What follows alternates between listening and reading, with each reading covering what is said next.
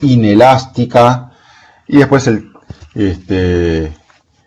esta situación que es la que se corresponde con la que más habitualmente vemos, una curva de demanda con pendiente negativa que no es ni un extremo ni el otro, y que será más o menos elástica dependiendo, bueno, la pendiente va a reflejar la elasticidad. No quiere decir que la pendiente es lo mismo que la elasticidad, pero la pendiente refleja la elasticidad. Bueno, acá alguien pregunta, ven la pantalla en negro, no sé si, a ver, ¿están viendo lo que hay en este momento? Bueno, alguien no puede escuchar, alguien ve bien, se ve bien, bueno, ok, bueno, a ver, quienes no ven, fíjense si tienen que ajustar algo. Entonces, digamos, esta tercera es la curva de demanda típica de los gráficos de oferta y demanda. Es la típica curva o el típico gráfico de oferta y demanda tiene esta curva de demanda. La clase se está grabando ya, entiendo. Sí, se está grabando ya la clase. Entonces, esta es la curva de demanda del típico gráfico de oferta y demanda, que nos muestra la relación negativa que hay entre el precio de un bien y la cantidad demandada de ese bien. Q se refiere a cantidad, por supuesto, cantidad en todo el mercado. QD es cantidad demandada. Obviamente nuestro objetivo ahora, hacia donde vamos a avanzar, vamos a llegar en algún punto más adelante, es llegar a tener la curva de oferta, que obviamente va a ser una curva con pendiente positiva. Y ahí tendremos el gráfico de oferta y demanda. Cuando lleguemos a eso, bueno, vamos a analizar ese gráfico. Vamos a volver sobre estas cuestiones de las distintas posibilidades, las distintas pendientes de la curva de demanda. Todo esto ya lo damos por sabido y lo juntaremos con lo que vamos a ir aprendiendo a partir de ahora de la oferta. Bueno, entonces, nuestro objetivo en este momento ahora es empezar a hablar de oferta. Nos olvidamos un poco de la demanda por ahora, un poco nomás, porque ya les digo, en algún momento más adelante vamos a volver a la demanda. Vamos a juntar oferta y demanda. Pero bueno, ahora concentrémonos en la oferta. Entonces, fíjense, oferta. A ver. ¿Oferta de qué? Bueno, oferta de los bienes, también servicios, pero en general simplificamos hablando de bienes. Oferta de los bienes que el individuo demanda. Piensen en todos los ejemplos que venimos usando desde que empezamos. Desde el primer ejemplo, desde el individuo que iba al supermercado a comprar café y pan. Entonces recorría el supermercado, estaba la góndola del café, estaba la góndola del pan. Esos bienes que el individuo decidía cuánto iba a demandar de esos bienes. Bueno, obviamente esos bienes están ahí, no están ahí por arte de magia. Esos bienes están ahí porque, bueno, hubo mucha gente trabajando para que esos bienes lleguen a estar ahí. Desde el repositor del supermercado, que cargó los paquetes de café en la góndola, pero hasta el distribuidor que trajo el café hasta el supermercado, y la firma, la empresa que produjo ese paquete de café, que lo empaquetó, estoy yendo para atrás, ¿verdad? Y que molió el café, que molió los granos de café, y que cosechó los granos de café, y que plantó las plantas de donde crecieron esos granos, etc. O sea, mucha actividad detrás de ese paquete en el supermercado. El consumidor, nosotros no vemos toda esa actividad.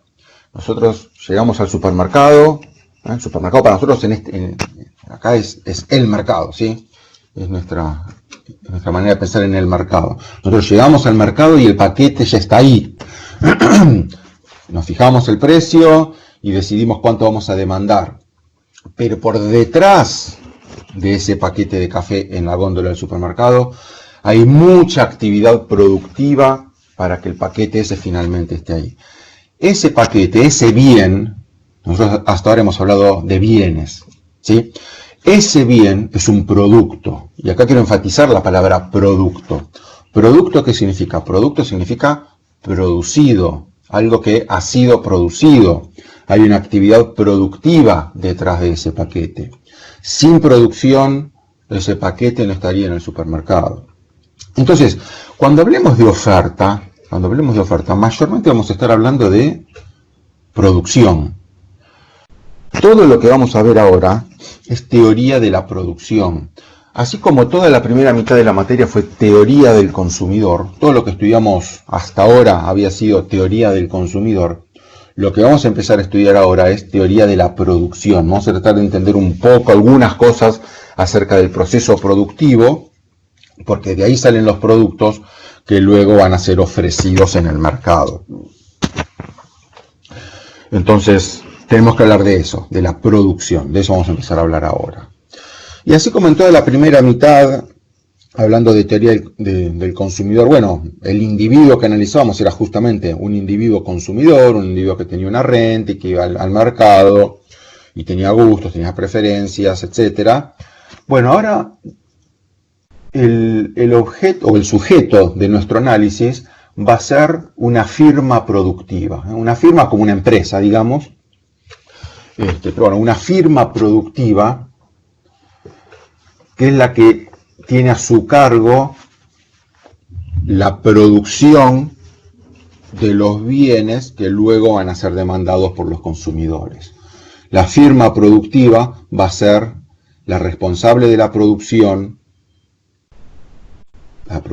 de los productos que luego van a ser ofrecidos en el mercado. Entonces, nuestro análisis ahora se va a centrar en la firma productiva. Una firma que puede ser una pyme o una gran multinacional. No nos vamos a meter en esa cuestión nosotros, la cuestión del tamaño de la firma. Algo vamos a decir al respecto después. Pero vamos a manejarnos en un nivel de abstracción que incluye la posibilidad de que estemos hablando de una pyme o de una gran multinacional con cientos de miles de empleados en todo el mundo.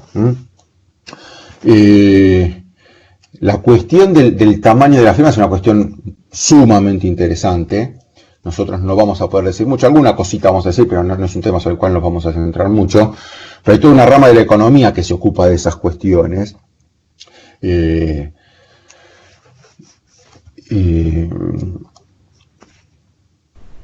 No creo, de vuelta, algo vamos a poder decir, pero no vamos a poder desarrollar mucho ese tema, pero como les digo, hay toda una rama de la economía que se ocupa de la cuestión de la organización de la firma productiva, del tamaño, que en general se conoce como organización industrial o economía industrial, y estas cuestiones obviamente son sumamente relevantes porque desde ya no es lo mismo una pyme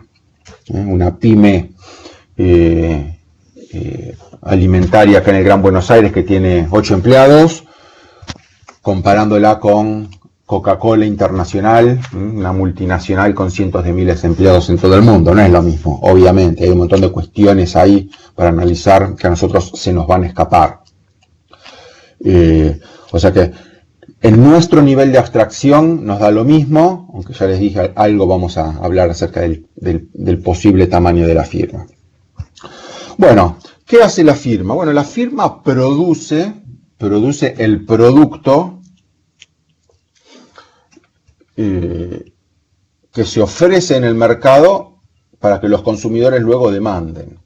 Entonces vamos a llamar I, vamos a usar una I latina, para referirnos a la cantidad de producto, de cuánto produce la firma. ¿Cuánto produce la firma? Cantidad de producto. Por ejemplo, paquetes de café. ¿Cuántos paquetes de café produce la firma por unidad de tiempo? No sé, por año, por mes, por semana, por día. No nos importa mucho ahora, pero cuánto café se produce, cuánto producto se produce en un periodo de tiempo.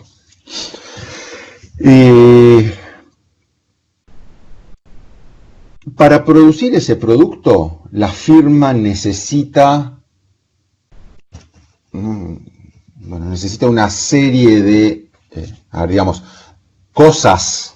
Ahora vamos a especificar un poquito más.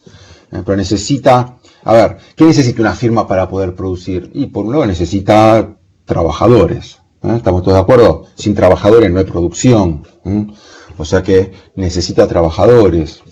¿Y qué más necesita? Bueno, necesita maquinaria, máquinas, o herramientas también. Los trabajadores en general no trabajan con las manos peladas, usan herramientas o algún tipo de instalación productiva, una fábrica. ¿Qué más? Bueno, algún tipo de insumo o materia prima, alguna materia prima. No sé, pensando en el café, bueno, necesita obviamente o los granos de café o las propias plantas de café de donde extraer los granos para después molerlos. Si seguimos con este ejemplo de las plantas de café, necesita tierra, una tierra donde plantar estas plantas para que las plantas crezcan y de ahí salgan los granos, etc.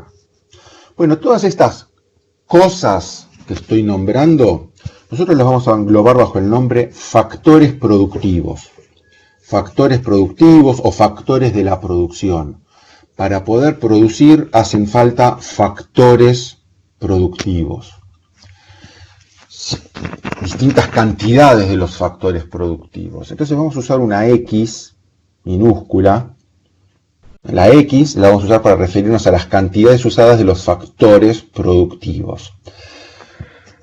Hay varios factores productivos, entonces vamos a identificarlos con un subíndice. X1 va a ser el factor 1. Por ejemplo, el trabajo, digamos, X1 es el factor trabajo. X2, digamos, podría ser el factor 2, las maquinarias, las herramientas. X3 podrían ser las materias primas. X4 podría ser la tierra. En fin, podríamos seguir enumerando factores. Nosotros vamos a simplificarlo. Pensando en solamente dos factores productivos. Esto, a ver, no sé qué versión de Variant tienen, porque la edición, dependiendo de la edición cambia el número. En la edición que yo les había dejado en su momento, esto sería el capítulo 18. No sé, se llama La tecnología, el capítulo de Variant. Creo, o mejor dicho, en la edición que tengo yo es el 18. Pues si quieren, llegan a tener otra edición, puede cambiar la numeración, pero el nombre del capítulo es ese, la tecnología. Entonces, X1 sería la cantidad usada del factor 1, X2 sería la cantidad usada del factor 2, X3, bueno, seguimos, ¿verdad? Pero vamos a simplificarlo y nos vamos a quedar solamente con dos factores productivos. Simplemente una forma de simplificar, y vamos a suponer entonces que para producir esta firma necesita trabajadores y maquinaria. Uno podría decir, bueno, no necesita materias primas. O las materias primas, supónganse que la materia prima es, bueno, es algún bien de la naturaleza, por ejemplo las plantas de café. Bueno, vamos a suponer que se puede acceder sin costo a las materias primas. Por ejemplo, si las plantas de café son plantas silvestres en tierras públicas, y existe una oferta infinita de materias primas. En ese caso, las materias primas no es un bien que se transa en un mercado, no hay una compra y venta de materias primas. La firma simplemente toma de la naturaleza la cantidad que necesita de la materia prima, en este caso los granos de café, sin ningún costo, no tiene que pagar nada. Obviamente, en el mundo real las materias primas en general tienen un costo, hay un costo de extracción, y muchas veces esas materias primas, aunque sean naturales, igual han sido apropiadas por alguien. Muchas veces ese alguien puede ser el mismo Estado, o no, y por lo tanto hay que pagar para poder utilizar esas materias primas, ¿sí? Nosotros acá, siempre con el objetivo de simplificar las cosas, vamos a suponer que no hay que pagar y no hay costo de extracción de las materias primas y por lo tanto no necesitamos considerarlo como un factor productivo. Lo único que vamos a considerar son como factores productivos el trabajo y la maquinaria. Acá no se confundan porque yo ya estas letras las vengo usando desde siempre porque sigo las letras que justamente usa Varian, se usan en el libro. Capaz no es la mejor elección. El día que yo escriba mi libro de microeconomía voy a usar otras letras, pero bueno, por ahora sigo usando las letras que usa Varian.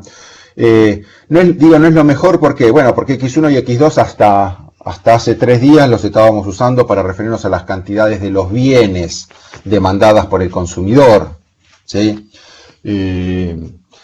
Entonces, creo que sería mejor usar otras letras, pero en fin, por ahora me mantengo fiel al libro, uso las mismas letras que el libro, pero ustedes no se confundan entonces, tengan presente a partir de ahora, a partir de hoy, X1 y X2 ya no son más lo que eran hasta el viernes pasado. A partir de ahora, X1 y X2 son las cantidades que usamos de los factores productivos. Bueno, obviamente va a haber algún tipo de relación entre las cantidades que usamos de los factores productivos y el nivel de producto que obtenemos. Obviamente, si contratamos muchos trabajadores y usamos mucha maquinaria, vamos a producir mucho del bien, del producto. Si usamos poco, produciremos menos, etc. Perdón, una cosa que me estaba salteando. Pensar un poquito más X2. En realidad los dos factores. Vamos a decir algo más de los dos factores, discúlpenme. Porque dije que X1 es el trabajo, X2 son las maquinarias, pero vamos a especificar un poquito más. A ver, el trabajo. El trabajo, bueno, obviamente el trabajo son trabajadores. Trabajadores que trabajan por un salario. ¿Se acuerdan? En la primera mitad estudiamos un individuo que decidía su oferta de trabajo, tenía que decidir cuánto trabajar, un trabajador asalariado, que si trabajaba más, cobraba más horas de salario, lo cual le permitía consumir más, pero tenía menos ocio. Y viceversa, si quería tener más horas de ocio, entonces trabajaba menos, ofrecía menos trabajo y entonces cobraba menos y consumía menos, etc. Ese individuo, que era un trabajador asalariado, que tenía la libertad de decidir cuántas horas trabajar, o sea, tenía la libertad de decidir su oferta de trabajo. Bueno, acá ¿qué estamos mirando? Acá estamos mirando la demanda de trabajo. ¿Cuánto trabajo demanda la firma?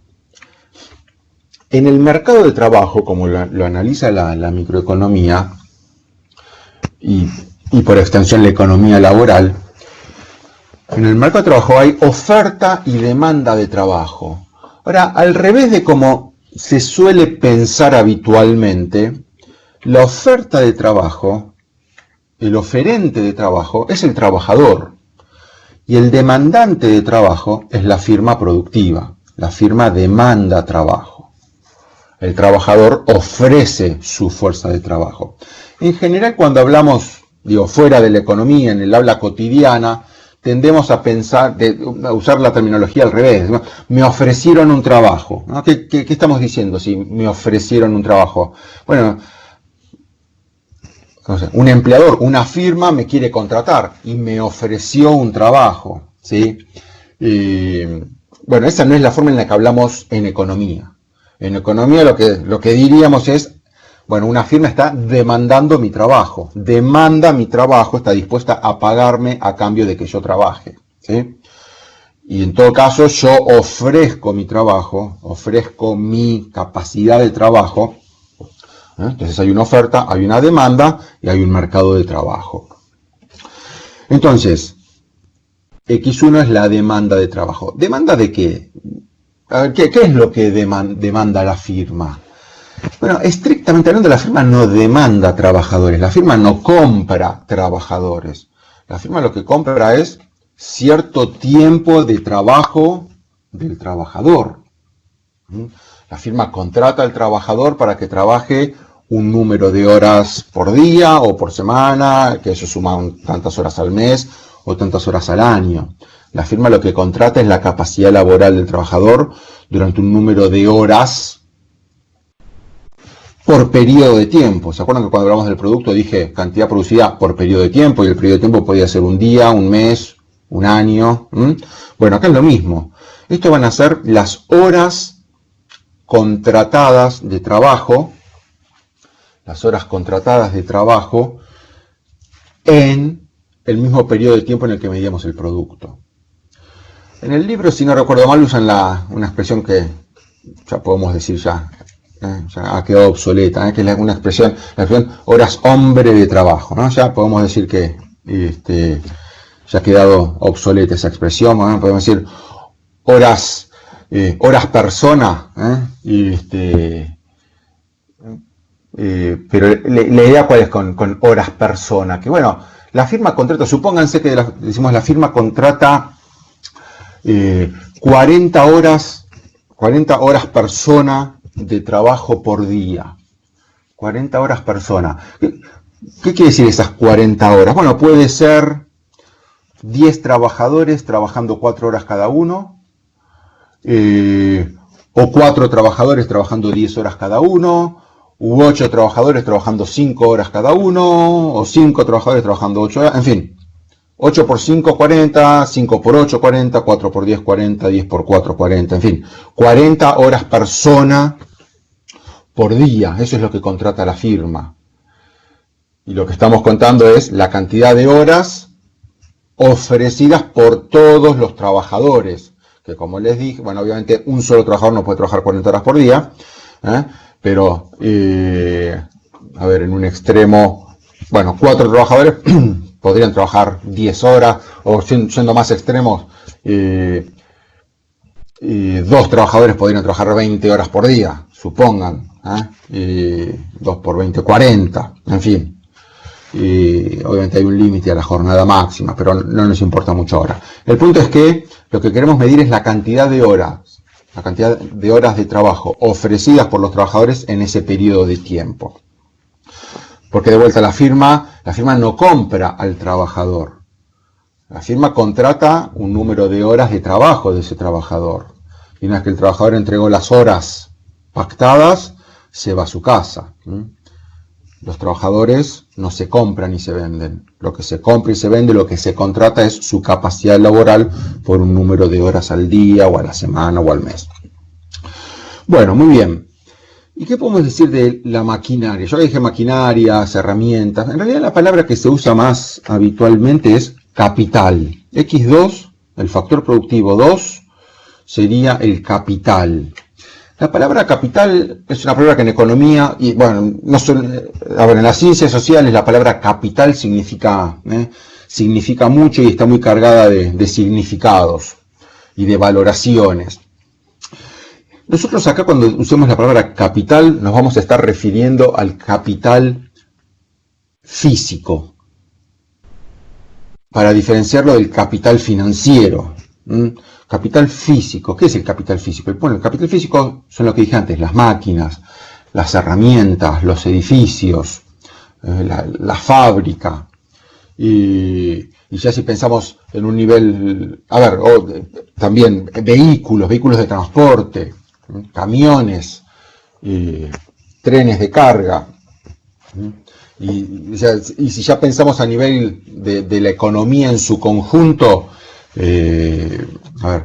rutas, puentes, líneas telefónicas, todo eso es el capital que tiene esta economía, todo eso que se necesita para que haya producción. Sin todas esas cosas no habría producción.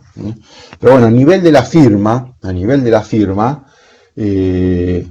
bueno, que yo voy a hablar de las máquinas, voy a hablar de las herramientas. A veces se usa la expresión la planta productiva, la planta para incluir la fábrica, digamos, el edificio, ¿sí? El edificio donde está instalada la fábrica, con sus máquinas y herramientas, con todos los fierros que están ahí adentro, todo eso es el capital. Y entonces X2 es eso, es la cantidad de capital que la firma usa. Y al igual que con el trabajo, también lo que vamos a suponer es que la firma no compra estas máquinas, estas herramientas, sino que la firma contrata las máquinas. Las contrata, es como que las alquila. Entonces, en vez de comprar la máquina y pagar un valor por la máquina, lo que hacemos es alquilar la máquina por el tiempo que la usemos. Capaz sobre esto después digamos alguna cosita más. Pero bueno, por ahora lo dejamos ahí. Las máquinas, las herramientas, el capital, todo eso es alquilado por la firma. Entonces X2 es cuánto, también lo podemos ver como horas máquinas contratadas en un periodo de tiempo, que de vuelta tiene que ser el mismo periodo de tiempo que usamos para medir a las horas persona de trabajo, y el mismo periodo de tiempo que usamos para medir la cantidad de producto. Y bueno, acá serían horas máquina contratadas para poder producir. Bueno, entonces ahora sí, juntando todo esto, decimos, esto había empezado a decir yo antes, que existe algún tipo de relación entre la cantidad que usamos de los factores productivos y la cantidad de producto. Si contratamos más trabajo y más maquinaria, seguramente vamos a poder producir más. Si contratamos poco trabajo y poca maquinaria, vamos a producir menos. También puede haber algún tipo de sustitución ahí, capaz podemos tener pocas máquinas pero muchos trabajadores. Y entonces eso puede aumentar nuestro producto. O al revés, pocos trabajadores con muchas máquinas. En fin, hay distintas variantes ahí, que enseguida vamos a explorar. Pero por ahora lo que quiero decir es que va a existir algún tipo de relación entre el nivel de producto que obtenemos y la cantidad que usamos de los factores productivos. O sea, el nivel de producto es función de la cantidad de trabajo que usamos y de la cantidad de maquinaria que usamos. Y igual a F de X1, X2. Y es función de X1, X2. Esta función la vamos a llamar función de producción. La función de producción relaciona, vincula las cantidades que usamos de los factores productivos con el nivel de producto. Hay algún tipo de relación ahí. Obviamente si X1 y X2 son más grandes, uno esperaría obtener mayor producto. Si tenemos más trabajadores con más maquinaria, uno esperaría que se produzca más. Si tenemos menos trabajadores con menos maquinaria, uno esperaría que se produzca menos. Y a su vez ahí debe haber algún tipo también de cuestión que tendremos que analizar sobre qué pasa si usamos mucho de un factor y poco del otro, o viceversa. En fin, hay una serie de cosas ahí que queremos considerar. Pero bueno, por ahora lo importante es entender esta idea de función de producción. Y la función de producción es una representación de ¿qué cosa? Bueno, es una representación de la tecnología de producción que tenemos disponible. Les dije que este capítulo se llama la tecnología. Bueno, la tecnología de producción está implícita en esa función de producción. Si la tecnología cambia, cambiará la función de producción. Obviamente una cuestión sumamente interesante e importante en economía es el cambio tecnológico. Hoy no producimos zapatos de la misma forma que se producían hace 50 años. Ni hablar hace 100 años, y mucho menos hace 200 años. Ha cambiado las formas de producción. ¿Sí? Ha cambiado la maquinaria que tenemos disponible hoy. Ha cambiado la habilidad de los trabajadores. También han cambiado las materias primas que usamos, ¿no? Por supuesto. O sea, ha cambiado la función de producción. Y obviamente en economía un tema sumamente interesante es el cambio tecnológico. Cómo va cambiando la forma en que producimos las cosas. Bueno, en general el cambio tecnológico se supone que es algo que toma tiempo. Y nuestro análisis va a ser con una tecnología dada. O sea, dada la función de producción. Nosotros no nos vamos a meter en el análisis de cómo puede cambiar la función de producción y qué impacto tendría para la firma si cambia la función de producción. Nosotros todo lo que analicemos va a ser suponiendo dada cierta función de producción. Eso es un dato. La tecnología que hay disponible hoy para la firma es un dato. Entonces vamos a trabajar suponiendo que la firma tiene una cierta función de producción y esa función de producción no cambia. Bueno,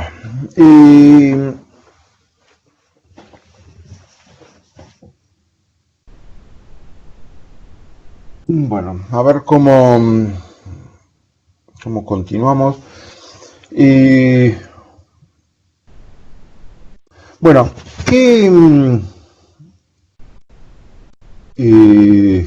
vamos a dar algunos ejemplos de funciones de producción, ¿no? Vamos a hacer eso, que nos va a servir también un poco para reforzar esta idea, la idea de lo que es la función de producción. Entonces, como les decía, bueno,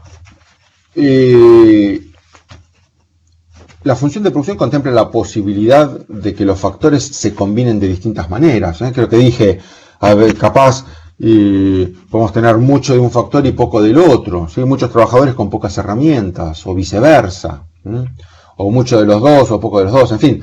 Dependerá, obviamente, de la tecnología disponible para el proceso productivo que estemos analizando. Obviamente no es lo mismo producir zapatos que manzanas, que computadoras, obviamente. Siempre es el proceso productivo adecuado para el bien que estemos analizando. O sea que hay distintas posibilidades. Una posibilidad que vamos a analizar es la posibilidad de que los factores sean sustitutos perfectos. Y obviamente cuando digo sustitutos perfectos a ustedes les suena, ¿no? Porque lo vimos en otro contexto, ya hemos hablado de sustitución perfecta. Y un poquito, unas cuantas de las cosas que aprendimos en aquel momento van a ser útiles ahora, las podemos aprovechar ahora. Entonces, ¿qué sería un caso de sustitución perfecta? Bueno, supongamos que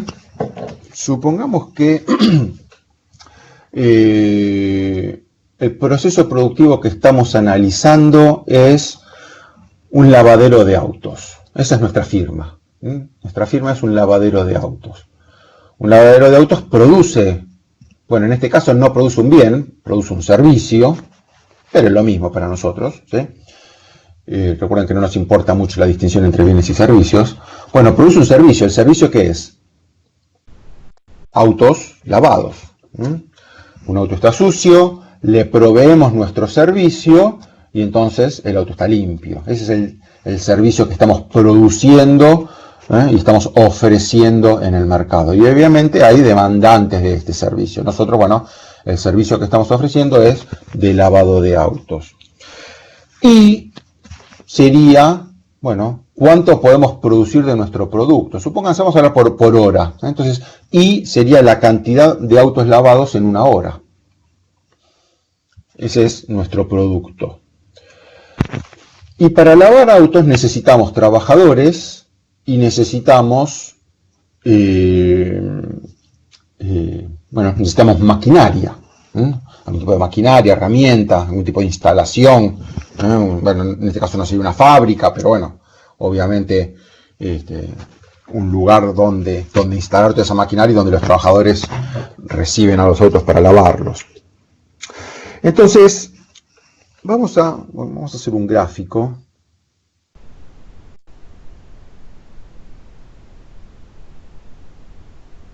Donde vamos a medir en el eje horizontal la cantidad que usamos del factor 1 y en el eje vertical la cantidad que usamos del factor 2. Y supónganse que en nuestras posibilidades de uso de los factores tenemos una posibilidad que es, bueno, tenemos un lavadero muy sencillo con, supónganse, 20 trabajadores. ¿Y cómo se puede? 20 trabajadores sin ningún tipo de maquinaria.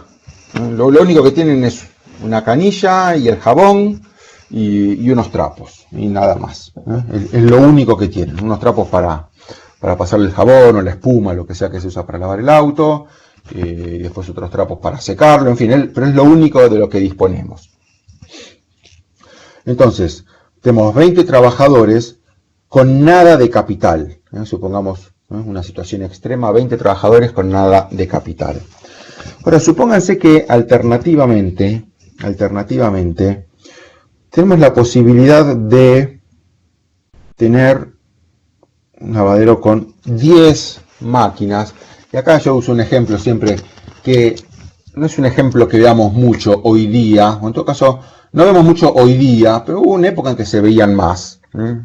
Capaz que ustedes eran muy chicos o capaz ni habían nacido, pero o capaz queda alguno por ahí que yo no he visto, pero esos lavaderos que uno entra con el auto y hay como una especie de túnel con una máquina que primero le tira agua, como una lluvia al auto, después uno sigue avanzando, el conductor ni siquiera se baja del auto, ¿no? El mismo conductor va manejando, entra con su auto, primero le mojan el auto, después una siguiente máquina le tira la espuma, después la siguiente máquina son unos rodillos que lavan el auto, en fin, y después hay unas unas máquinas de aire que secan el auto con aire, en fin, distintas máquinas, una a continuación de la otra, donde todo el proceso está completamente mecanizado, ¿sí?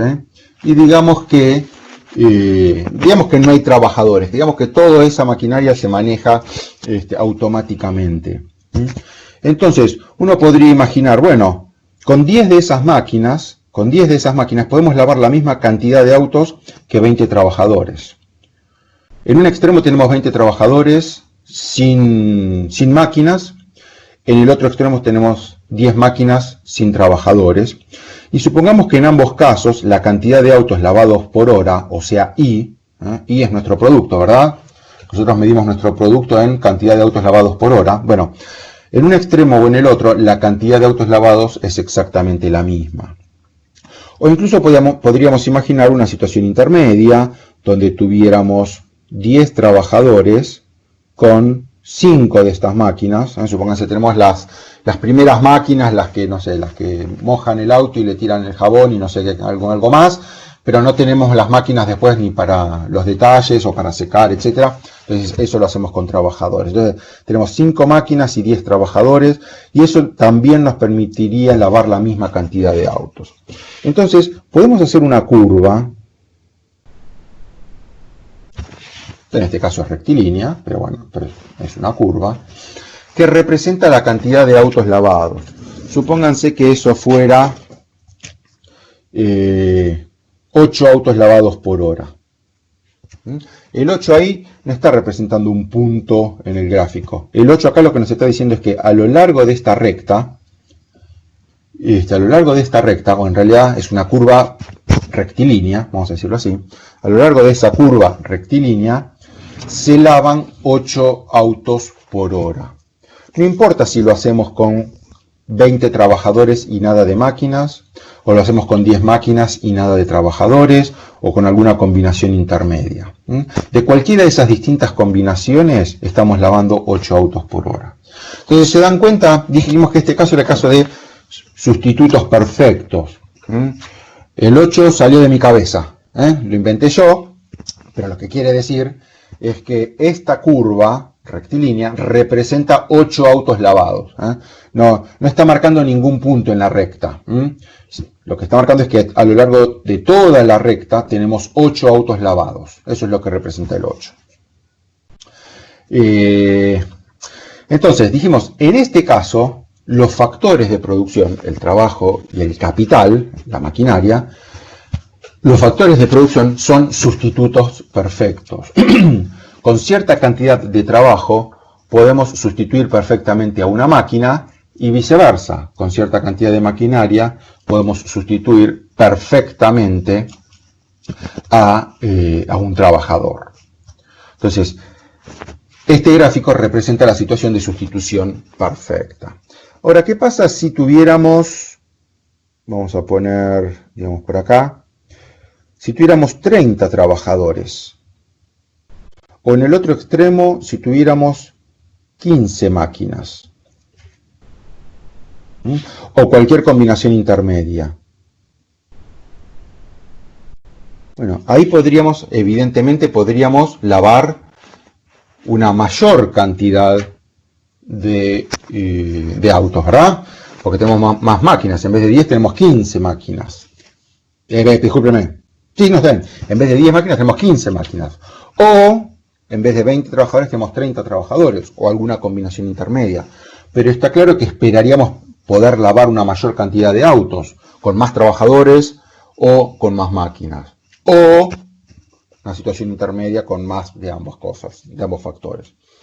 Entonces, bueno, acá yo hice un 50% más de trabajadores o un 50% más de máquinas. En fin, esperaríamos poder producir más desde ya. ¿Cuánto más?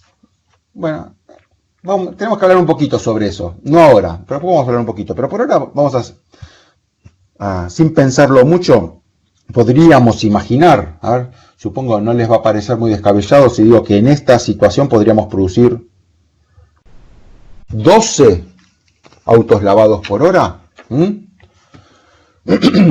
un 50% más de máquinas o con un 50% más de trabajadores, en cualquiera de los dos casos, podríamos producir un 50% más de producto.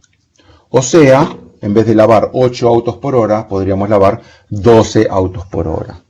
Aumenta nuestra posibilidad de producción. ¿Por qué? Bueno, porque estamos contratando más de los factores. Con mayor cantidad de los factores se puede producir más. Bueno, y así podríamos seguir, ¿sí? Obviamente, ¿qué pasaría si tuviéramos 40 trabajadores o 20 maquinarias, etcétera? Bueno, estas curvas que ven acá, reciben el nombre de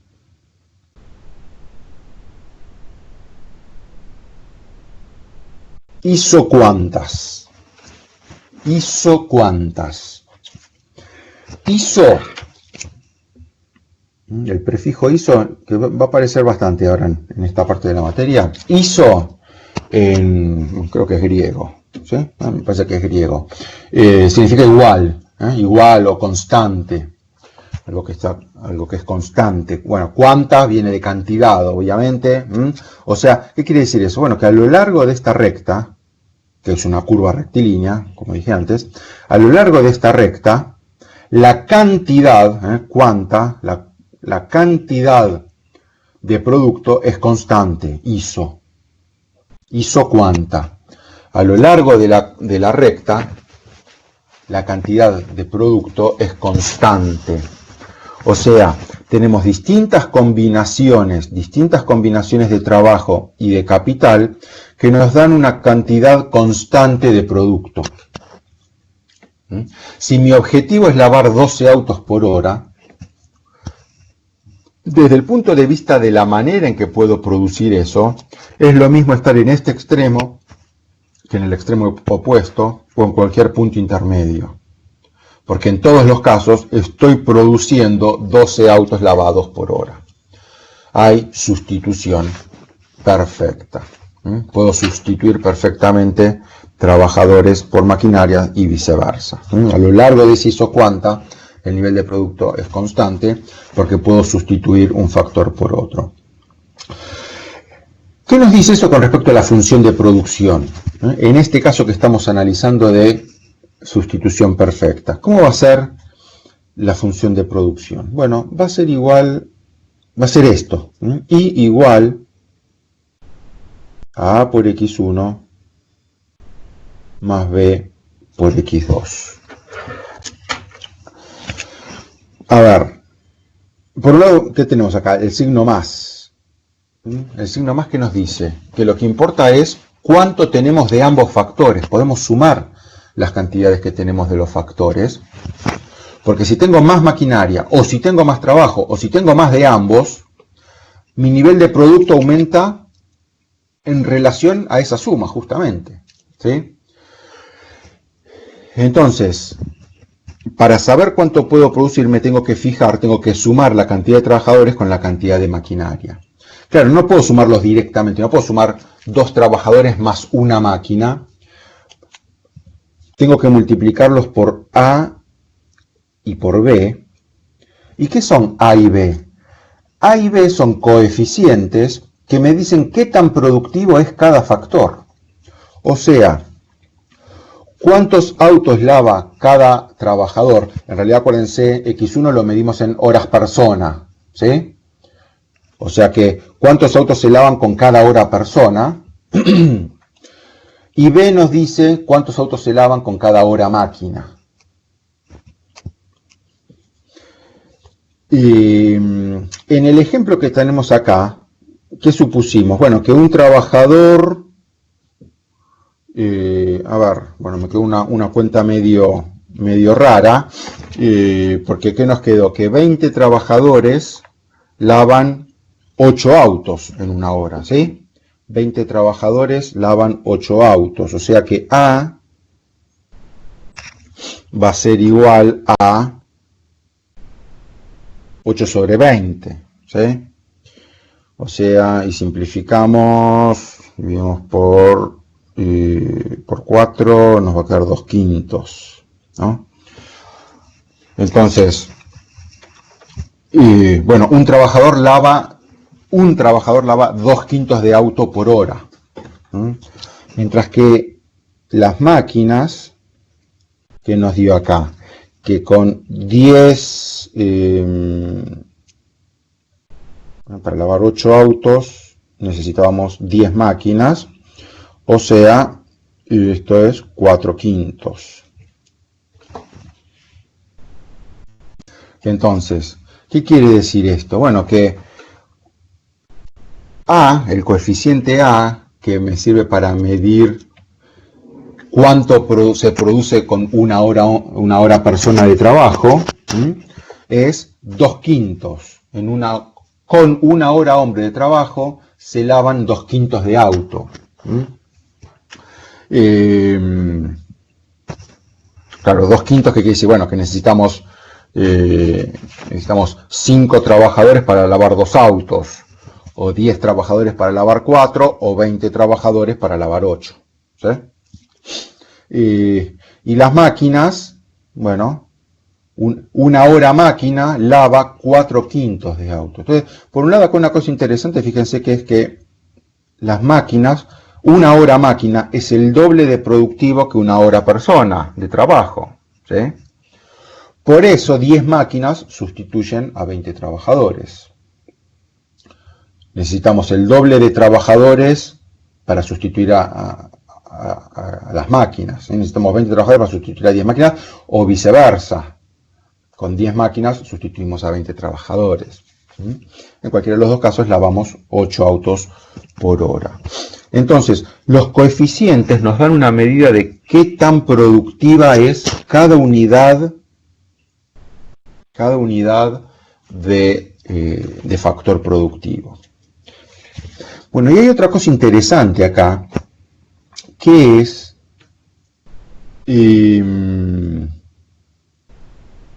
la pendiente de la isocuanta, esta pendiente. Porque esta pendiente que nos mide, si empezáramos por acá arriba, si tenemos 10, empezamos con 10 máquinas, ¿sí?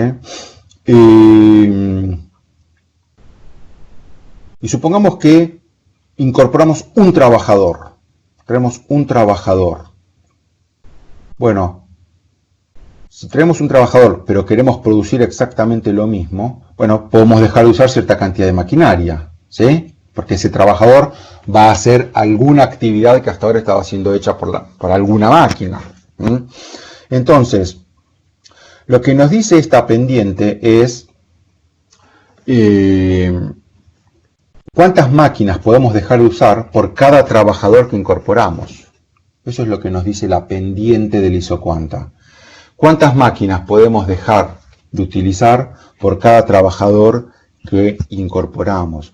Y esa pendiente nosotros la vamos a llamar relación técnica de sustitución, RTS, relación técnica de sustitución entre el factor 1 y el factor 2, y va a ser igual a menos A sobre B. Menos A sobre B. En este ejemplo que estamos usando ¿ya? Que representamos acá, A dividido B. A es la mitad de B, ¿no? Porque A es 2/5, B es 4/5. O sea que en este ejemplo, la relación técnica de sustitución es menos 1/2. La pendiente del isocuanta es menos 1/2. Entonces, ¿qué quiere decir ese menos 1/2? Bueno, que con un trabajador podemos sustituir a media máquina, no a una máquina entera. ¿Por qué? Porque la máquina es más productiva que el trabajador, es el doble de productiva. O sea que si tenemos un trabajador, podemos sustituir media máquina. O lo mismo pensado al revés, ¿cuántos trabajadores necesitamos para sustituir una máquina? Necesitamos 2. Porque cada trabajador sustituye a media máquina. Necesitaríamos 2 trabajadores para sustituir a una máquina. Supónganse que se rompió la máquina que seca a los autos, ¿sí? la que les tira aire al final para secarlos. Se rompió esa máquina. Bueno, tenemos que sustituirla. Bueno, la podemos sustituir con 2 trabajadores. 2 trabajadores sustituyen a esa máquina. Uno solo no alcanza. Necesitamos 2 trabajadores. Entonces, la relación técnica de sustitución, en este caso es menos A sobre B. O sea, cuando digo en este caso, quiero decir, en el caso de los sustitutos perfectos, que es el que estamos estudiando ahora, A sobre B. O sea que en este ejemplo, con estos números que pusimos nosotros acá, sería menos 1/2. Y el nombre relación técnica de sustitución, fíjense, bueno, es una relación porque estamos relacionando un factor con el otro. Es de sustitución porque justamente estamos sustituyendo un factor por el otro. Y es técnica porque depende de qué cosa, de la tecnología, depende de la función de producción, de esta función de producción. Depende, bueno, de la tecnología productiva que tenemos. Es una relación técnica que nos dice cómo podemos sustituir un factor por otro. Bueno, muy bien. Vamos a ir a un segundo caso. Este caso fue sustitutos perfectos. Vamos a ir a un segundo caso que ya ustedes se pueden estar imaginando. El segundo caso va a ser de complementarios perfectos. Entonces, ¿cuál sería el ejemplo de complementarios perfectos? Bueno, hago un ejemplo que me he inventado el ejemplo, pero creo que tiene cierta lógica. Supónganse que tenemos ahora una firma y nuestra firma es un call center. Ustedes saben lo que es un call center, no sé, capaz, incluso alguno de ustedes trabajó en un call center alguna vez.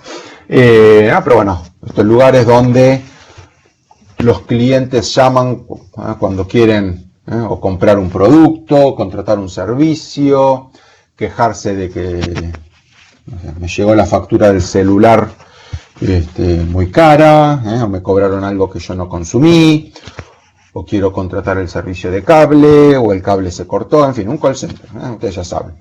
Seguramente han llamado, o alguno puede haber trabajado alguna vez en un call center, y si no, seguramente todos alguna vez llamaron a un call center, o si no, todos seguramente alguna vez recibieron una llamada de un call center, ¿no? Que nos llaman a una hora inoportuna para ofrecernos algo que no necesitamos, ¿no? En fin, bueno, un call center. Entonces, ¿qué produce un call center? ¿Cuál es el producto que produce el call center? Bueno, el call center produce llamadas de teléfono, ¿sí? ¿Cuántas llamadas atienden o realizan?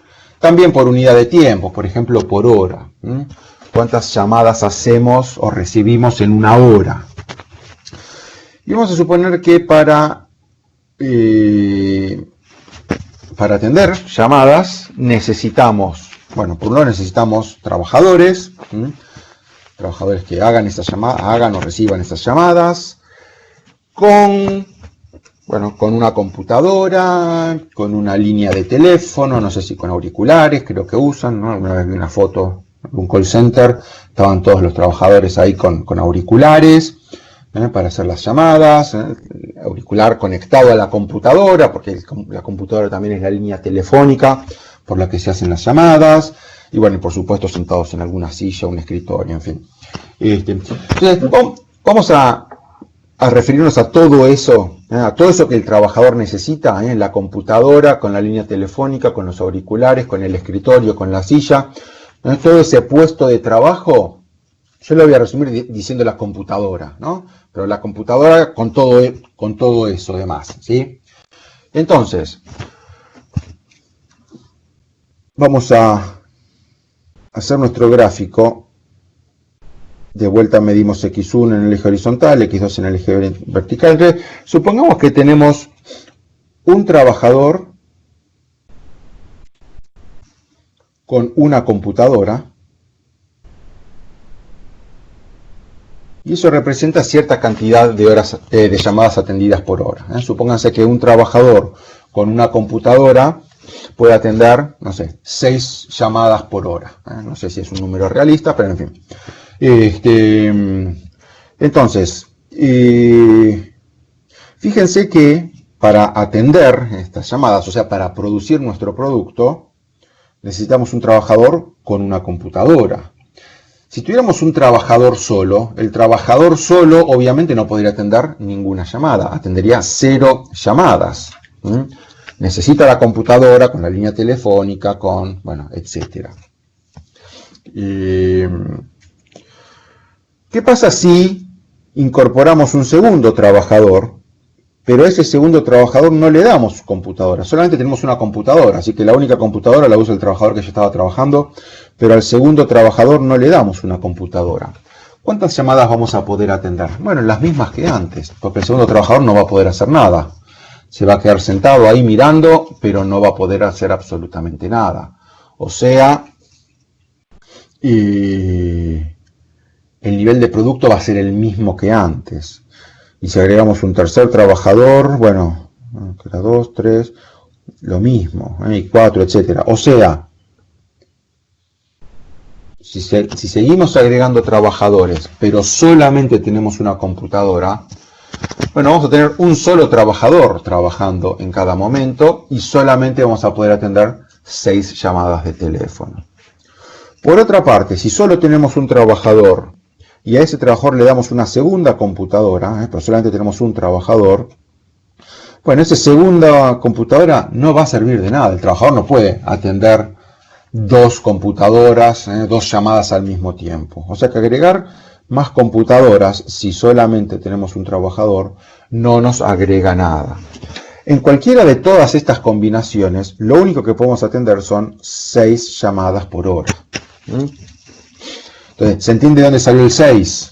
Así como antes me habían preguntado de dónde salió el 8. Bueno, acá de dónde salió el 6. El 6, lo que representa el 6 es que todas estas combinaciones de trabajo y capital, cualquiera de estas combinaciones de trabajo y capital en esta isocuanta, esto es una isocuanta,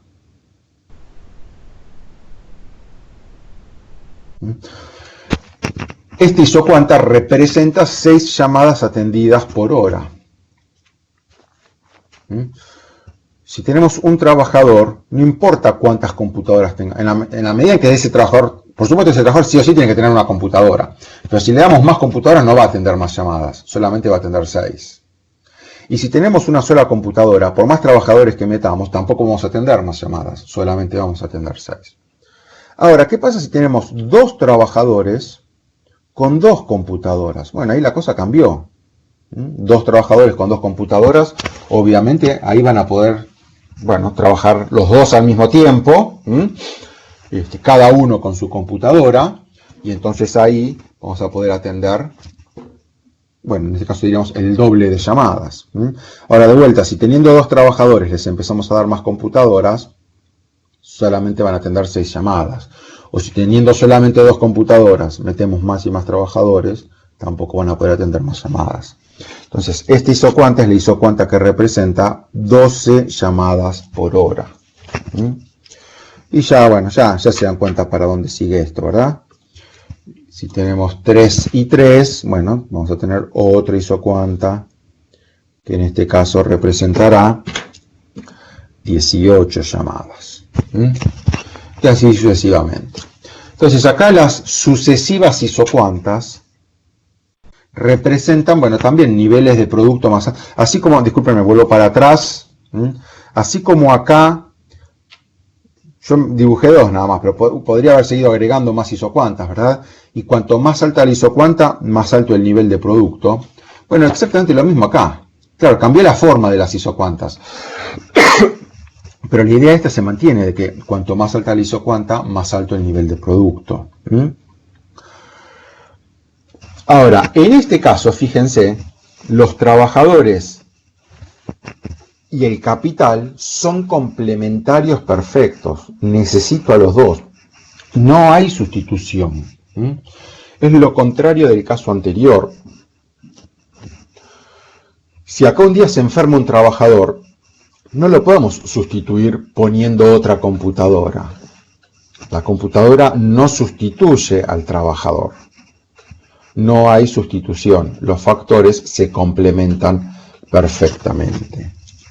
Entonces, la función de producción en este caso va a ser I, o sea, el nivel del producto, o sea, cuántas llamadas atendemos por hora, I igual al mínimo de A por X1, coma, B por X2. Esto ya lo entienden porque ya hemos visto algo parecido, ¿no? No quiero traer a colación lo viejo para no confundir, ¿verdad? Pero este tipo de función ya la hemos visto, ¿eh? Fue una función de utilidad que vimos en su momento. Pero bueno, ahora no estamos hablando de utilidad, estamos hablando de nivel de producto, y lo que nos dice esto es que cuánto se produce es el mínimo, min, de mínimo, el mínimo de lo que hay acá adentro. Y acá adentro, ¿qué tenemos? La cantidad de trabajadores multiplicado por el coeficiente que mide la productividad de los trabajadores, y la cantidad de maquinaria multiplicado por el coeficiente que mide la productividad de la maquinaria. Entonces, de estas dos cosas, ¿qué es lo que va a determinar el nivel de producción? La más chica, la mínima, la más chica de las dos. Entonces, si tengo 3 trabajadores y 10 máquinas, 3 y 10, bueno, solamente voy a tener trabajando 3 trabajadores, cada uno con una máquina, pero va a haber 7 máquinas que van a sobrar, ¿sí? El nivel de producto, ¿cuánto va a ser? Estaría dado por esta curva, ¿verdad? Porque ¿qué sería? 3 trabajadores con 10 máquinas. Si hay algún punto por allá arriba, bueno, no nos alcanza la curva, ¿no? Pero por acá arriba, ¿no? 3 trabajadores con muchas máquinas. ¿Cuánto producen? Y bueno, producen 18 llamadas atendidas por hora. ¿Por qué? Porque solamente hay 3 trabajadores trabajando en cada momento. Cada una con una máquina, ¿no? Cada trabajador con una máquina, obviamente. Pero va a haber 7 máquinas que van a estar ociosas. Van a estar ahí, no las va a usar nadie.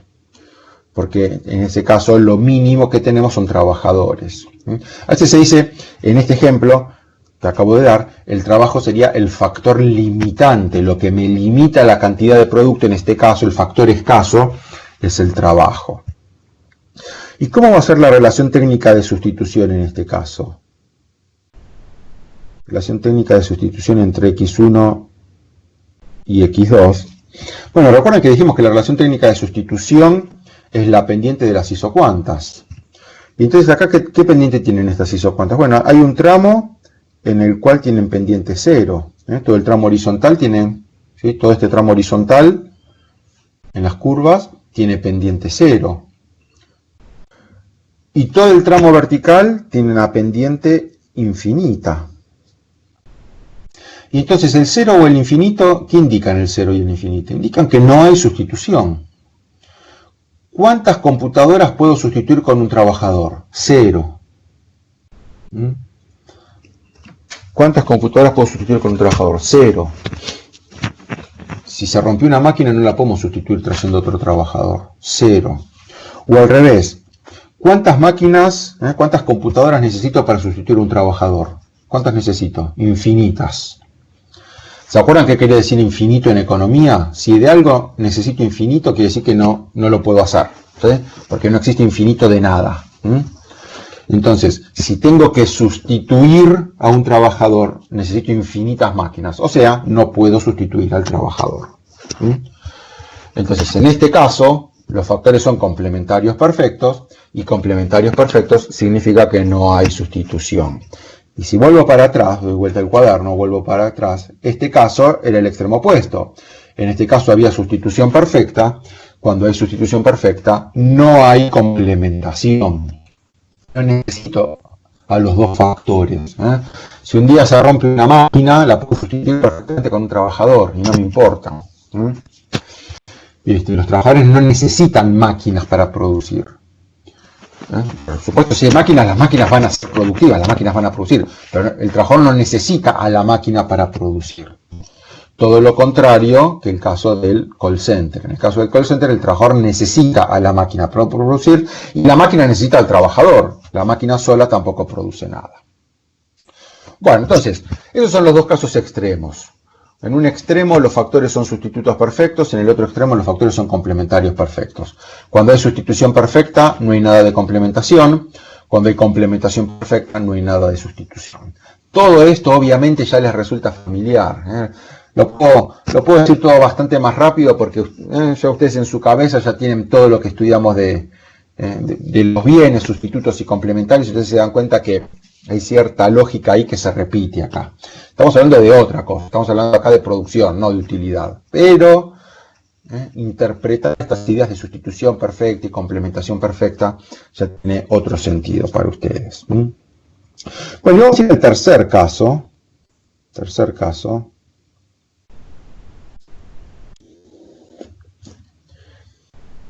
Que ustedes ya más o menos se imaginan por dónde va la cosa.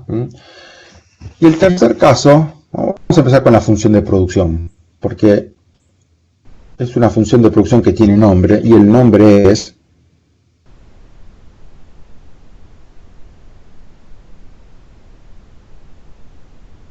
Cobb-Douglas.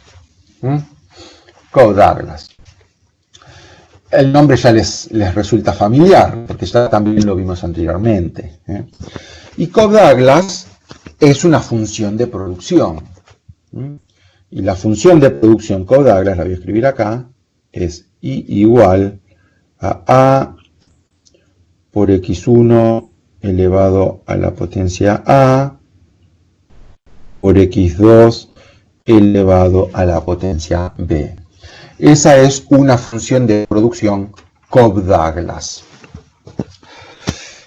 Bueno, la familiar porque en su momento hablamos de la función de utilidad Cobb-Douglas. Pero en realidad, cuando, Cobb y Douglas, que eran un matemático y un economista, no sé si trabajaron en la década, no sé si en la década del 40 o del 50, por ahí. Bueno, a ellos se les ocurrió esta función de producción. De hecho, Cobb y Douglas lo que estaban estudiando era producción, justamente, ¿sí? No estaban estudiando utilidad. Lo que vimos nosotros de la función Cobb-Douglas en utilidad es una adaptación que se hizo después, que no la hicieron ellos, no la hicieron ni Cobb ni Douglas. Es una adaptación que se hizo de esta función de producción para analizar el caso de la utilidad. Pero originalmente, cuando ellos estaban trabajando y ellos crearon esta función que se conoce como función Cobb-Douglas, lo que estaban pensando era en producción. Bueno, a ver, la función ya la vimos, ¿sí? x1 elevado a la potencia a por x2 elevado a la potencia b. En realidad, esta a mayúscula antes no la habíamos visto, es nueva.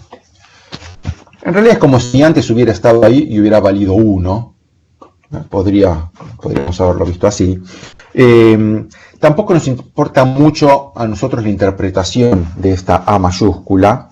Es un factor de escala que mide la escala de producción. Ahora después voy a decir un poquito más de qué es la escala productiva.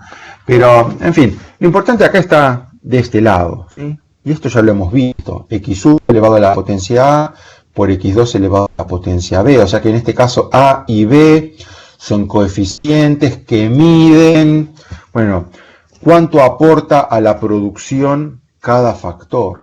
Una hora persona de trabajo o una hora máquina de capital. Si una hora si una hora persona contribuye más que una hora máquina, entonces A tiene que ser mayor que B.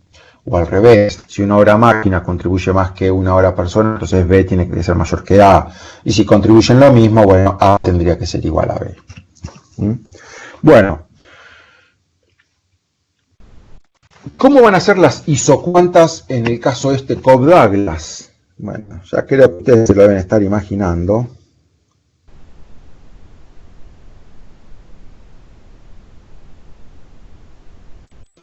Pero bueno, en el caso de Cobb-Douglas, las isocuantas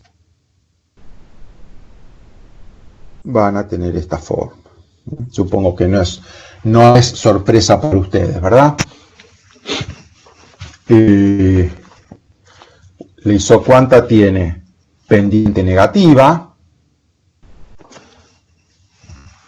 Y la pendiente negativa, ¿qué quería decir? Quería decir que había sustitución. Porque en el caso de Cobb-Douglas hay sustitución entre los factores productivos, ¿no? En el caso de Cobb-Douglas hay sustitución. La pendiente negativa de la isocuanta nos dice que hay sustitución entre los factores.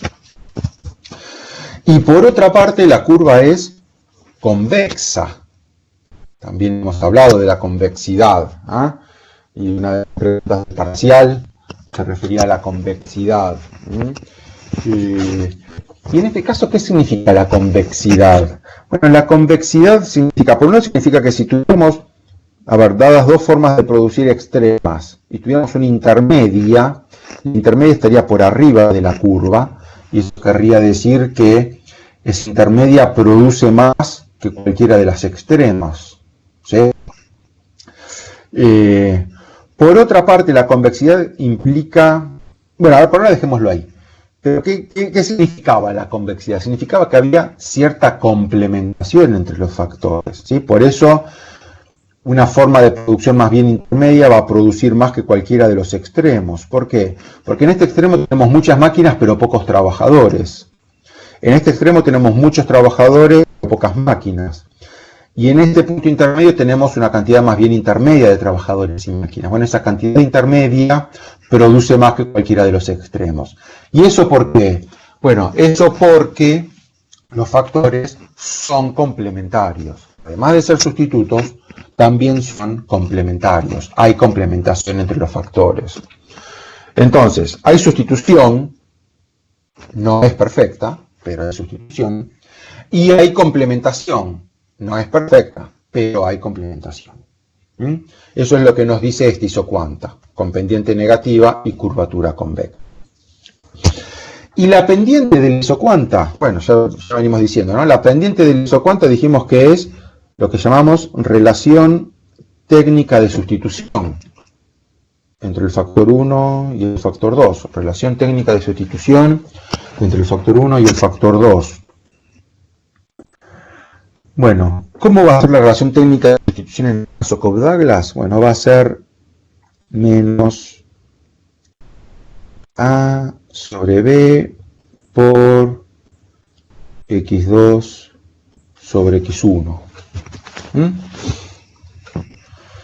¿Y qué nos dice esto? Bueno, por un lado, a ver, vamos a tratar de interpretar un poquito de vuelta la relación técnica de sustitución. Ya dijimos lo que era, pero vamos a volver a pensarlo. Era cómo podemos sustituir un factor por otro, ¿sí? ¿Cuánto necesitamos de un factor para sustituir uno del otro? Entonces, supónganse que estamos por acá arriba. Vamos a marcar acá un punto. En este extremo. En este extremo, ¿qué tenemos? Tenemos mucha maquinaria y poco capital. Disculpen lo que estoy diciendo. Mucha maquinaria, o sea, mucho capital. Acuérdense que para nuestros fines, capital lo usamos como sinónimo de maquinaria, ¿sí? Entonces tenemos mucha maquinaria y poco trabajo, pocos trabajadores, ¿sí? Imagínense una fábrica muy tecnificada, con muchas maquinaria, muchos robots. La robótica es un tema interesante ahora, ¿verdad? Cómo los robots sustituyen al trabajo humano. Robots, no digo los robots de las películas, ¿no? Los robots máquinas productivas. Ahí hay todo un tema de investigación interesantísimo. Cómo la robótica sustituye al trabajo humano. Pero bueno, en fin, no soy experto en el tema y no voy a decir más de eso. Hay todo un área de investigación ahí, ¿verdad? Pero entonces imagínense este extremo, ¿no? Una máquina, una planta productiva contratecnificada, mucha maquinaria, mucha robótica, mucha computación, con unos pocos trabajadores controlando, manejando toda esa maquinaria, ¿sí?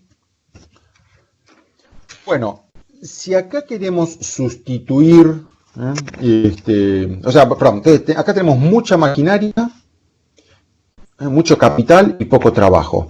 El extremo opuesto, ¿qué sería? Bueno, justo lo contrario, ¿no? Muchos trabajadores con muy poca maquinaria, ¿no? Imagínense a veces una fábrica que es un enorme galpón con cientos o miles de trabajadores ahí, uno al lado del otro, con muy poca maquinaria, ¿sí? Muy poca tecnología, muy poca computadora, nada de robots, pero cientos o miles de trabajadores, uno al lado del otro, manejando el producto. A veces es la cadena de producción, ¿sí? Esto que el trabajador toma el producto sin terminar, obviamente, o uno que es el primero toma la materia prima, le hace algún proceso, alguna transformación, y lo pasa al que está al lado, el que está al lado le hace otro proceso, no sé, le da un martillazo, otro le clava un clavo, otro le incorpora algún otro elemento, y el producto va pasando de un trabajador al otro, de uno al lado del otro, y van transformando el producto hasta que al final de la cadena esa, la cadena de montaje, al final de esa cadena sale el producto terminado.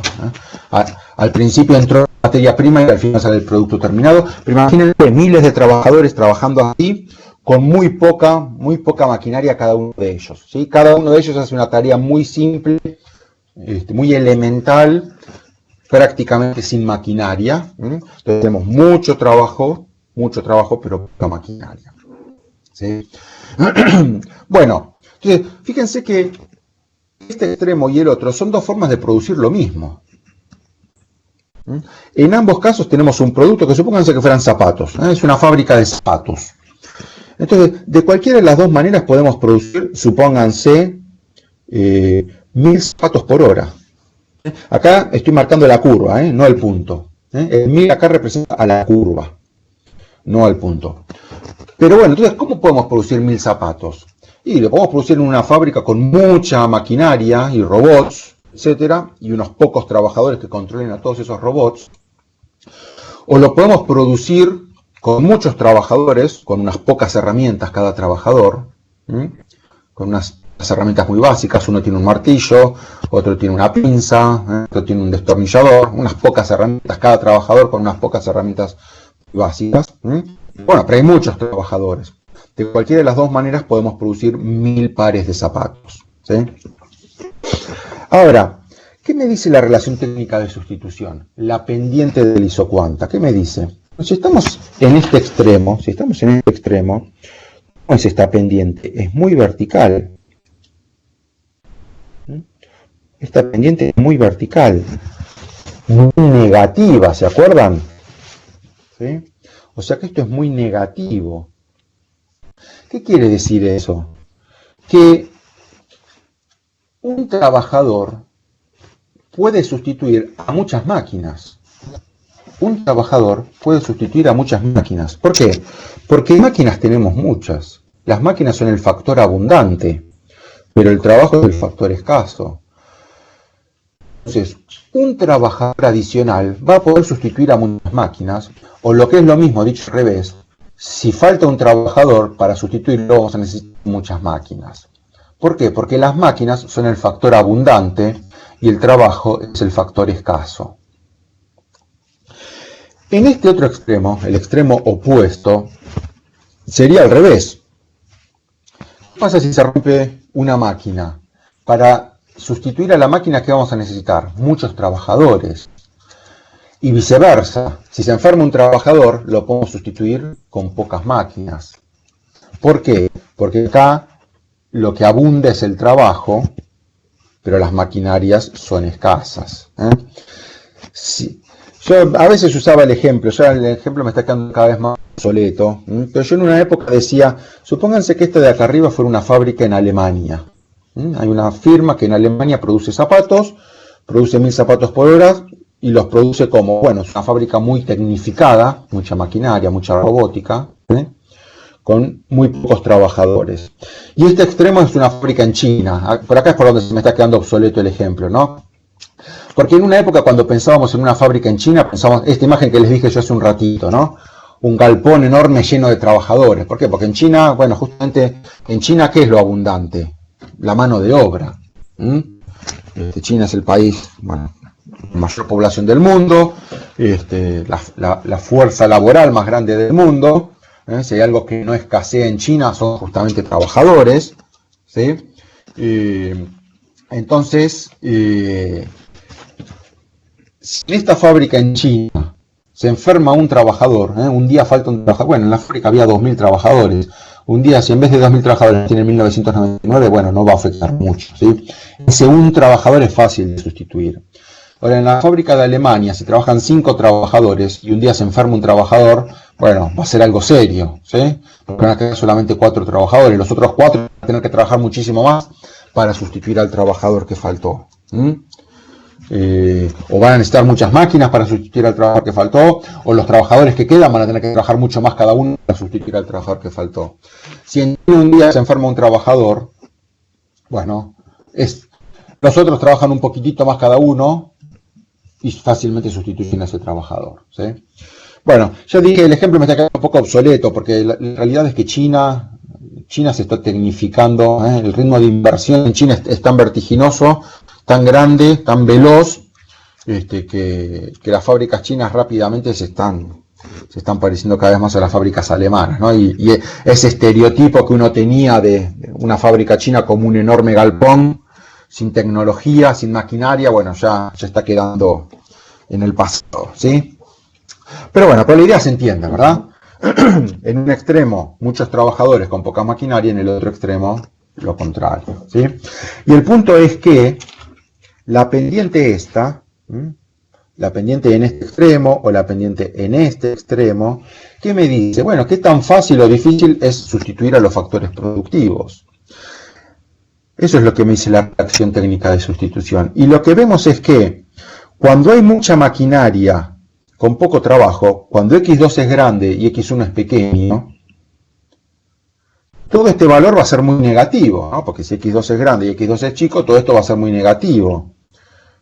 O sea, la relación técnica de sustitución es muy negativa. O sea, la curva tiene una pendiente muy vertical. Acuérdense que acá la curva tiene una pendiente muy vertical. O sea, muy negativa, la relación técnica de sustitución es muy negativa. ¿Qué quiere decir eso? Bueno, que para sustituir un trabajador necesito mucha maquinaria. ¿Por qué? Porque la maquinaria es lo abundante, el trabajo es el factor escaso. En este extremo todo lo contrario. Acá X2 es muy pequeño y X1 es muy grande. X2 es pequeño, X1 es grande. La relación técnica de sustitución es poco negativa, es un valor negativo, pero en términos absolutos es un número pequeño. ¿Por qué? Porque unas poquitas máquinas pueden sustituir a mucho trabajo. ¿Por qué? Porque acá abunda el trabajo, pero escasea la maquinaria. Entonces, la moraleja de todo esto, ¿cuál es? Es que si la tecnología es Cobb-Douglas, si la función de producción es Cobb-Douglas, es fácil, es relativamente fácil sustituir al factor abundante, pero es difícil sustituir al factor escaso. Cuanto más abundante es un factor, más fácil es sustituirlo. Cuanto más escaso es un factor, más difícil es sustituirlo. Bueno, entonces, en el caso de Cobb-Douglas, las isocuantas tienen esta forma que ya nos resulta familiar, y tienen todas estas propiedades que acabamos de decir. Bueno, fíjense que A y B también importan para la pendiente de la isocuanta, ¿sí? A y B importan. Si A es muy grande, ¿qué quiere decir? Que el aporte de A es muy grande comparado con B. Entonces, ¿qué va a querer decir eso? Que sustituir a una hora, perdón, esto era trabajo, ¿no? Sustituir a una hora persona de trabajo va a ser más difícil. ¿Por qué? Porque A es muy grande. ¿Por qué? Porque una hora persona contribuye mucho al producto. A es muy grande, así que una hora persona contribuye mucho al producto. O sea que cuanto más grande sea A, más difícil va a ser sustituir al trabajo. Y viceversa. Cuanto más chico sea A, más fácil va a ser sustituir a una hora de trabajo.